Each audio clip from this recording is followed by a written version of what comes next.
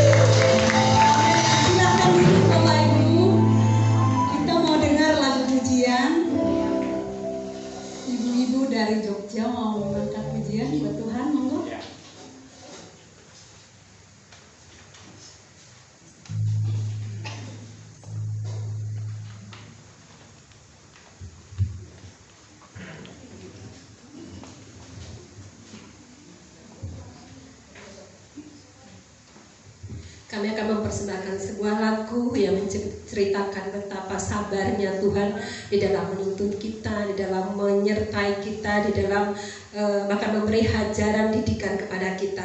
Jadi ini pujian sebagai pengakuan kita bahwa Allah itu Allah yang sangat sabar.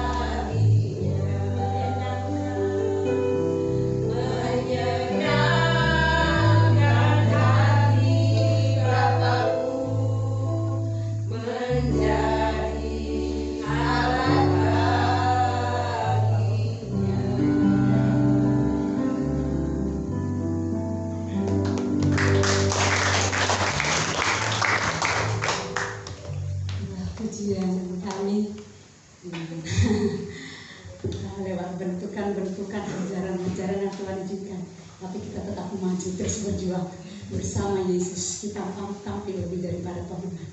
Amin. Tuhan, sebentar kita mau dengarkan kebenaran firman Tuhan. Mari kita membuka hati kita. Kita bersyukur, sangat bersyukur kepada Tuhan. Tuhan masih berikan kita waktu, kesempatan untuk kita boleh mendengarkan firman Tuhan. Dengan firman Tuhan yang kita dengar pada pagi hari ini, jangan sia-siakan waktu ini. Kita mau membuka hati kita selebar-lebarnya untuk firman Tuhan boleh ditabur di tanah kita, menjadi kekuatan, menjadi rema untuk kita terus maju berjuang bersama Tuhan. Kita akan terus tampil lebih daripada pemenang. Terima kasih Tuhan. Terima kasih. Saya undang kita kita semua bangkit berdiri. Mari dengan sungguh hati kita angkat lagu pujian ini. Kita mau siapkan hati kita mendengarkan firman Tuhan. Terima kasih Yesus. Terima kasih Tuhan.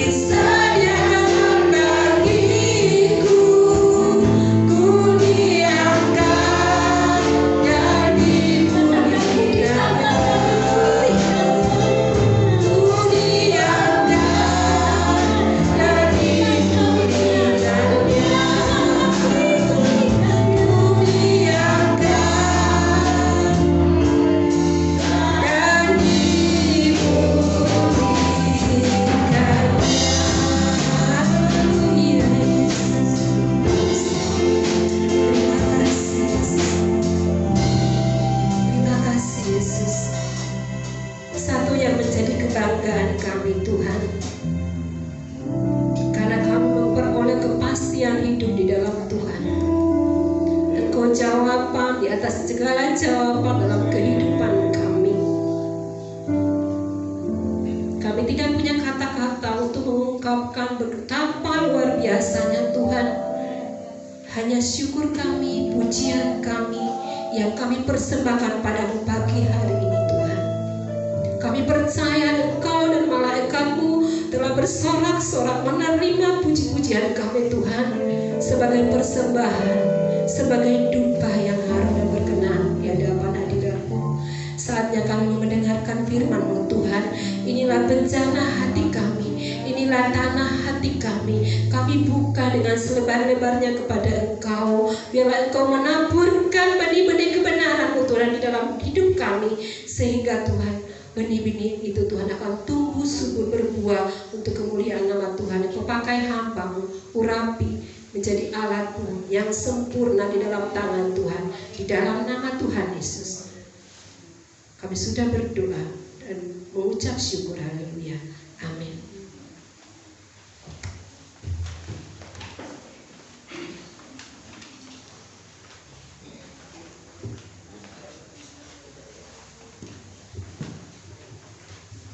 Puji nama Tuhan. Sebelum kita mendengarkan firman, ada persembahan pujian dari yang hadir doa kemarin Sabtu sore. Saya undang jemaat yang kemarin hadir dalam ibadah doa bisa maju ke depan untuk mempersembahkan pujian.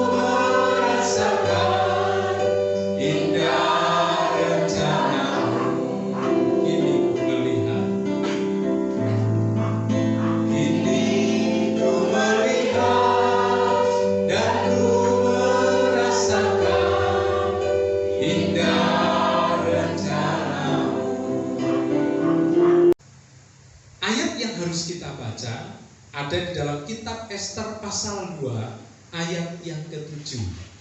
Kitab Ester pasal yang kedua ayat yang ke-7. Demikian firman Tuhan. Mordekai itu pengasuh Hadasa, yakni Ester, anak saudara ayahnya. Sebab anak itu tidak beribu bapa lagi. Gadis itu elok perawakannya dan cantik parasnya. Ketika ibu bapaknya mati, ia diangkat sebagai anak oleh Mordekai. Satu ayat lagi, ayat yang ke-17. Tadi ayat 7, sekarang ayat yang ke-17. Demikian firman Tuhan. Maka Maka Ester dikasihi oleh Baginda lebih daripada semua perempuan lain, dan ia beroleh sayang dan kasih Baginda lebih daripada semua anak darah lain, sehingga Baginda mengenakan mahkota kerajaan ke atas kepalanya dan mengangkat dia menjadi ratu ganti Wasti. Saudara, ada seorang perempuan Yahudi, perempuan Israel yang bernama Ester. Perempuan ini sudah yatim piatu, tidak berbapak, tidak beribu. Lalu diangkat anak oleh kerabatnya yang namanya Mordekai. Di kerajaan Persia, tadinya ada seorang ratu namanya Ratu Wasti. Tetapi karena tidak mau mengikuti perintah raja, dia diturunkan dari tahta ratu. Bahasa gampangnya dia dipecat dari ratu. Lalu kemudian raja mencari pengganti Ratu Wasti. Kalau saudara membaca pasal 1, di situ dijelaskan bahwa kerajaan Persia itu meliputi 127 kerajaan kecil. Wilayahnya itu dari India sampai dengan Ethiopia. Wilayahnya sangat luas. Dan ketika ada kontes ratu, kontes pemilihan ratu, maka dari semua kerajaan mengirim wanita-wanita cantik. Saudara bisa lihat kan kalau penggemar Bollywood, film India, cewek-cewek India itu kan cantik-cantik. Belum lagi cewek-cewek, perempuan-perempuan dari kerajaan-kerajaan lain, mereka mengirimkan yang paling cantik. Lalu kemudian ada seorang Ibrani Israel Yahudi yang namanya Ester, ikut bertarung dalam kompetisi perebutan kursi ratu. Saingannya banyak sekali, dan banyak cewek-cewek cantik yang ikut kontes. Tapi kemudian ayat yang ke-17, justru Ester lah yang terpilih. Dia tidak berbapak, tidak beribu, yatim piatu. Orang-orang Israel itu ada di dalam pembuangan. Mereka sebagai budak, mereka sebagai jajahan, sebagai tawanan. Tetapi keadilan Tuhan dinyatakan. Justru Ester inilah yang terpilih untuk menjadi ratu. Yatim piatu, tawanan perang, justru terpilih menjadi ratu. Saudara, ketika kita melihat atau mengamati cerita ini, maka kita pasti akan kagum, saudara, kok bisa? Dari sekian banyak kontestan, kok bisa Ester yang terpilih? Perawatannya sederhana, saudara, namanya yatim piatu kok. Ekonominya biasa-biasa saja. Cantiknya ya cantik bawaan, cantik alami. Tapi yang lainnya, wakil-wakil dari kerajaan-kerajaan kecil, wah pasti ragatnya, biayanya gede, modalnya gede. Tetapi justru Ester yang terpilih. Dari cerita ini kita bisa mengambil sebuah kesimpulan bahwa keadilan Tuhan dinyatakan bagi umatnya. Meskipun dalam keadaan minim, dalam keadaan sederhana, meskipun mungkin modalnya kurang, tetapi dia bisa menjadi pemenang. Nah, saya dan saudara adalah umat Tuhan. Saya dan saudara ada di dalam kompetisi di dunia ini. Mungkin kalau kita menengok berapa puluh tahun yang lalu atau berapa belas tahun yang lalu, kita sebagai orang yang sederhana, modal kita kecil dan lain sebagainya. Tetapi karena kita umat Tuhan, Tuhan mengangkat kita. Kalau orang tuanya masih hidup, orang tua dari Ester ini masih hidup, pasti senang, bangganya minta ampun. Kami tawanan, kami hidupnya dijatah, kami harus dipekerjakan di kerajaan Persia, tetapi anak kami bisa diangkat Tuhan. Saudara, mungkin saya dan saudara tidak mengalami pengangkatan yang begitu hebat, tetapi bisa saja anak kita, bisa saja keturunan kita. Kondisi kami minim, kondisi kami terbatas. Kami orang Kristen, jumlah kami tidak banyak.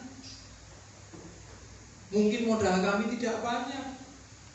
Sekarang ini mungkin saudara sedang diangkat Tuhan, tapi lihat beberapa belas tahun yang lalu, keadaan kita mungkin beda. Tapi tahu-tahu Tuhan angkat kita, anak-anak kita Tuhan angkat. Itu adalah bukti keadilan Tuhan dinyatakan. Jadi jangan khawatir, jangan takut menjalani hidup. Kondisi keluarga Esther ini benar-benar minim, tawanan saudara. Tetapi dengan optimis, dengan pede, daftar untuk kontes ratu. Mungkin teman-teman sebayanya, orang-orang lain berkata, soal usah daftar, kalah kowe, kalah modal. Tuh saingannya, kerajaan India lah, apalah segala macam. Modalnya gede, kamu nggak usah maju. Mungkin ada yang berkata begitu. Masyarakat dulu dengan masyarakat sekarang pasti ada kesamaan-kesamaan dalam komunikasi. Atau mungkin yang lainnya juga merasa cemburu, merasa iri. Saya juga ikut. Yang dicatat di kitab Esther ya Esther. Tapi bisa saja ada perempuan-perempuan Yahudi yang lain yang iri yang juga kepingin ikut, tetapi nggak kepilih. Bisa saja karena tidak dicatat.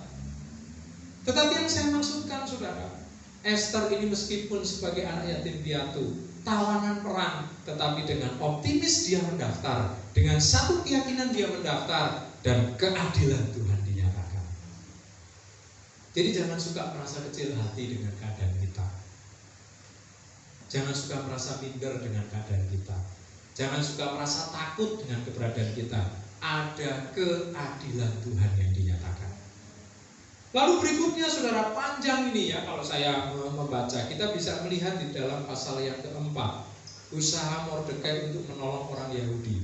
Jadi ketika singkat ceritanya begini, mudah-mudahan nanti saudara bisa mengambil waktu sendiri untuk membaca kitab Esther dari pasal 1 sampai pasal 10, tuntas selesai. Ya. Singkat ceritanya saudara, ketika Ratu Esther terpilih, maka raja juga mengangkat Haman naik pangkat. Haman ini orang kepercayaan raja, lalu diangkat pangkatnya. Lalu orang-orang pada memberi hormat kepada Haman dengan cara sujud menyembah.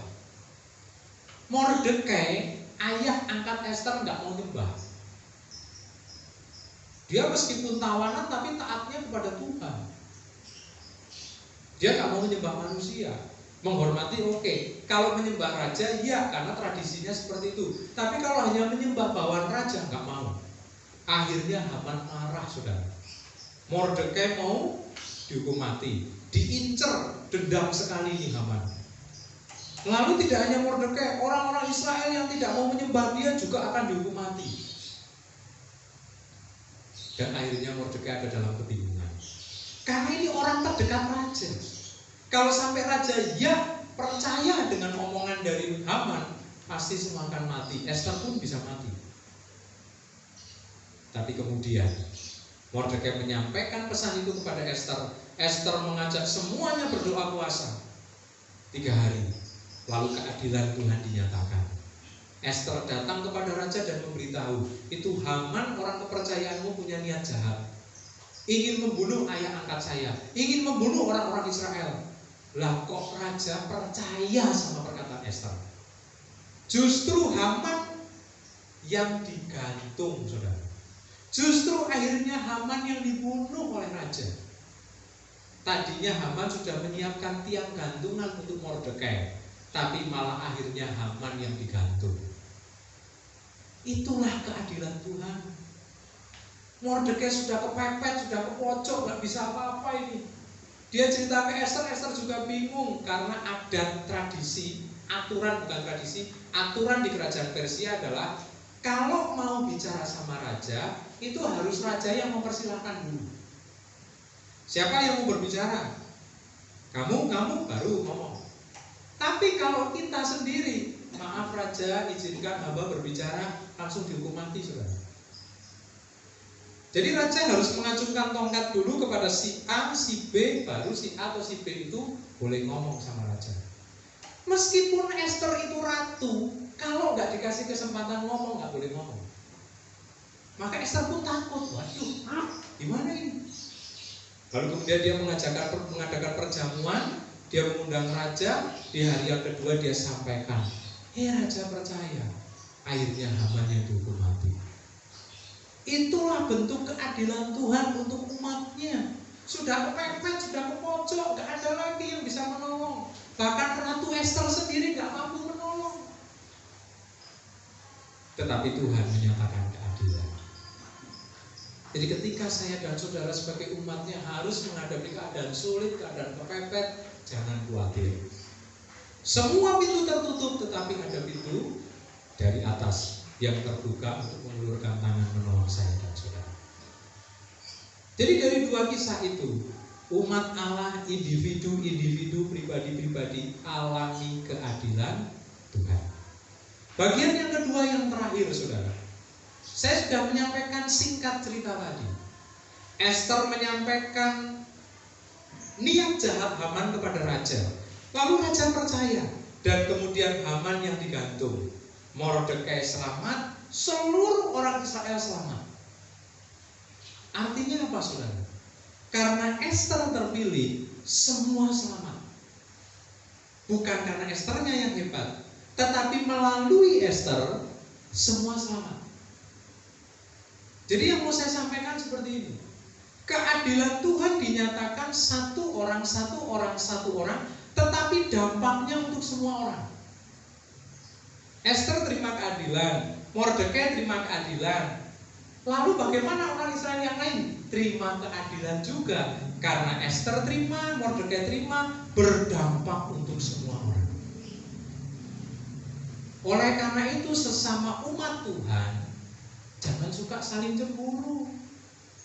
Mungkin pada waktu itu ada orang-orang yang cemburu, lah kok Esther yang terpilih, lah yatim piatu, modal kecil malah dia yang terpilih. Mungkin ada cewek-cewek Yahudi yang lain, saya lebih cantik kok malah Esther yang terpilih. Tapi begitu tahu dampaknya, mereka pasti berterima kasih kepada Esther. Justru karena Esther terpilih, melalui dia keadilan Tuhan dinikmati oleh semua umat Tuhan. Maka anak-anak Tuhan, umat Tuhan itu harus saling dukung-mendukung. Kalau kamu yang terpilih gak apa-apa, karena dampaknya adalah untuk kita. Kalau kamu sukses berhasil gak apa-apa, saya ikut senang, karena dampaknya juga ikut kita nikmati. Kalau ada anak Tuhan yang sukses lalu kita gak menikmati dampak, gak usah khawatir, Tuhan itu adil kok. Esther hampir saja lupa sama bangsanya. Aku sendiri takut kalau aku berbicara kepada raja nanti aku dihukum mati. Lalu Mordekai marah. Oke, kalau kamu gak mau menolong kita, ingat ya, kamu juga gak akan lolos dari kematian. Kamu juga bisa dibunuh loh. Jadi Esther sukses, hampir saja dia lupa sama bangsanya. Kalaupun dia lupa, Tuhan adil. Umatnya tetap dilindungi, gak harus melalui Esther. Oleh karena itu anak Tuhan yang sukses jangan lupa sama yang lainnya. Anak Tuhan yang melihat yang lainnya sukses gak usah cemburu. Karena orang yang sukses berdampak untuk kita. Saya adalah orang yang paling bahagia dalam hidup ini, gak pernah terganggu, gak pernah terusik ketika lihat orang sukses. Saya malah ikut senang. Kalau ada family saya datang ke rumah, pamer iPhone, pamer itu gak apa-apa, saya ikut senang. Saya gak terlalu tertarik kok sama iPhone. Mau mereka datang bawa mobil, mereka bawa helikopter sekalipun saya senang. Siapa tahu saya bisa nunut naik. Jadi keadilan Tuhan itu pasti dinyatakan untuk kita semua, bisa saja melalui individu-individu. Inilah saudara yang harus kita pahami dari cerita ini. Jadi umat Tuhan di Persia itu kompak, dukung-mendukung. Satu orang berhasil, semua menikmati keberhasilan. Tapi kalau satu orang yang berhasil itu lupa, ya itu urusannya dengan Tuhan. Umatnya pasti akan terima keadilan juga dengan cara Tuhan. Saya ingin jemaat Tuhan di tempat ini tidak pernah saling cemburu satu dengan yang lain. Di masyarakat juga gak usah saling cemburu. Kita ikut senang lihat orang sukses. Jangan kita ikut-ikutan yang lain. Oh sukses ya, wah itu kesugihan. Jangan saudara. Oh sukses lah korupsi. Jangan saudara, itu berarti kita cemburu sama orang lain. Siapa tahu Tuhan pakai orang itu nantinya untuk menolong kita, bisa saja. Kita nggak minta sama orang itu, kita minta pertolongannya sama Tuhan. Ya, saya selalu mengajar begitu, jangan minta, jangan ngemis, mintanya sama Tuhan. Tapi Tuhan bisa pakai orang-orang. Oleh karena itu jangan kita suka cemburu, marah, jengkel. Bisa saja yang kita jengkeli akhirnya malah dipakai Tuhan untuk menolong kita. Betapa malunya kita, saudara. Jadi itulah keadilan Tuhan. Firman Tuhan tidak saya perpanjangkan, tetapi umatnya berhak menikmati keadilan. Esther, Mordekai, umat Allah masa lalu, individu-individu, pribadi-pribadi terima keadilan. Umat Allah masa lalu yang di Persia alami keadilan, umat Allah masa kini alami keadilan juga. Jangan takut keadaan terjepit, jangan takut kita hanya minoritas, jangan takut modal kecil, jangan takut wah saya orang desa, saya orang biasa, pendidikan saya pas-pasan. Jangan takut, saudara. Yang tawanan saja bisa jadi ratu. Keadilan Tuhan pasti, dan di dalam keadilan ada kuasa. Siapa yang bisa membuat Esther terpilih kalau bukan tangan Tuhan? Saingannya banyak sekali, tapi kemahakuasaannya dinyatakan. Siapa yang membuat hati raja terketuk hatinya dan kemudian tahu niat jahat Haman, kemudian raja malah melindungi Esther, Mordekai dan seluruh orang Israel. Akhirnya raja lah yang menghukum Haman. Itu karena kasih Tuhan kepada umatnya. Tuhan gak mau umatnya ini mati, maka Tuhan menyatakan perlindungan. Jadi di dalam keadilan ada kuasa, ada kasih, ada mujizat. Nikmati keadilan Tuhan. Berbahagialah jalani hidup, sesama kita saling dukung-mendukung. Kok hanya orang lain yang berhasil, saya nggak pernah berhasil. Omong kosong, kita semua sudah mengalami keberhasilan juga. Orang lain diberkati, kok saya nggak diberkati? Salah, saudara. Tiap kita sudah ada berkat-berkatnya sendiri. Tiap kita pasti diberkati. Ada orang yang berkata saya nggak pernah diberkati, berarti dia menyangkal kasih Tuhan. Kita semua diberkati. Dan kalau ada orang yang lebih diberkati, Tuhan bisa pakai orang-orang itu untuk menyatakan keadilan juga, persis seperti Esther. Esther terpilih, melalui dia orang-orang Israel diselamatkan. Tuhan memberkati, mari kita datang kepada Tuhan.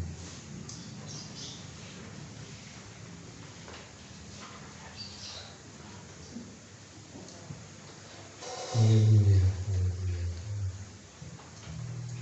Kita nyanyikan pujian tadi yang pertama, Bapa Engkau baik, Bapa Engkau baik.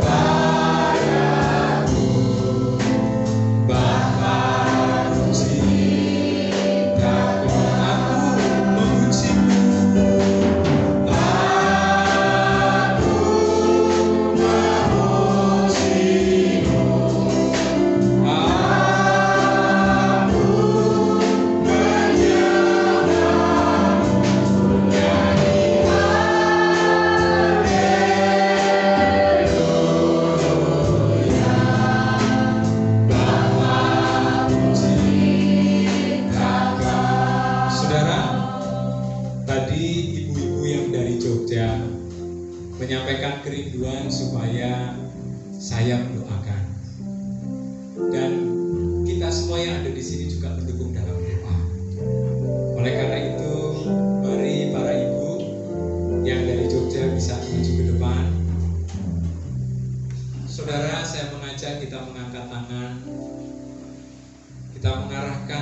kita kepada Tuhan dan pikiran kita ditujukan kepada ibu-ibu yang mengasihi kita semua. Mereka datang dari Jogja, pagi-pagi sekali 4:30 sudah jalan. Rindu untuk berjumpa dengan umat Tuhan yang ada di sini. Dan mereka pun juga ingin memperoleh perhatian dari kita dalam bentuk doa. Mari kita mengangkat tangan dan kita mendoakan. Bapa dalam surga, dalam nama Tuhan Yesus Kristus, kami adalah umat-umat-Mu. Kami adalah tubuh Kristus.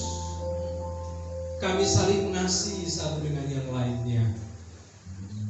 Dan pada saat pagi hari ini, dan ibu-ibu, anak-anak-Mu, hamba-hamba-Mu, pelayan-pelayan-Mu yang dari Jogja, mereka semua adalah bagian dari tubuh Kristus.